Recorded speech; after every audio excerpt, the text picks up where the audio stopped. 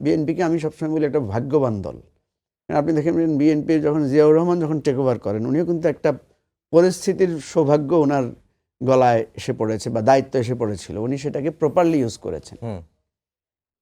এবারও দেখেন আপনি এই যে গণ অভ্যুত্থানটা হয়েছে, সেই গণ অভ্যুত্থানের সবচাইতে বেশি এটা বেনিফিটেড, আমি যে বেনিফিটেড শব্দটা নিয়ে আপত্তি হতে পারে, কারণ বিএনপি তো হারিয়েছে অনেক বেশি, এটাকে আপনি পুনঃ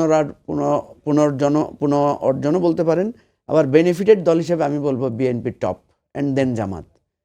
কেন বলছি দেখেন, আন্দোলনের সময় যখন আমরা বিএনপির নেতাকর্মীদেরকে জিজ্ঞেস করতাম যে আচ্ছা আপনারা তো এত কথা বলেন, এই শেখ হাসিনার পতন চান, এটা সেটা, তো বিএনপি ক্ষমতায় আসলে আপনাদের আন্দোলনের সাথে তো সাধারণ পাবলিক ইনভলভ হচ্ছে না, সাধারণ মানুষ অনেক নিপীড়িত, নির্যাতিত, লুটপাট হচ্ছে, জনগণের জন্য আপনাদের মানে ইয়েটা কি? জনগণ বিএনপির ক্ষমতায় আসলে কি হবে?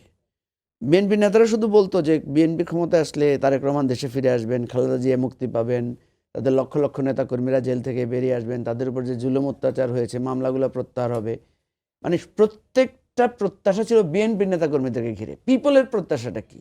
কারণ পিপল কি চায়? এই রাজনৈতিক হানাহানি বন্ধ হবে, পিপল চায় দ্রব্যমূল্য কমবে, পিপল চায় জ্যাম কমবে, পিপল চায় মেধার ভিত্তিতে চাকরি হবে। এই ব্যাপারে বিএনপির কোনো সুনির্দিষ্ট লক্ষ্য বা প্রতিজ্ঞা আছে কিনা?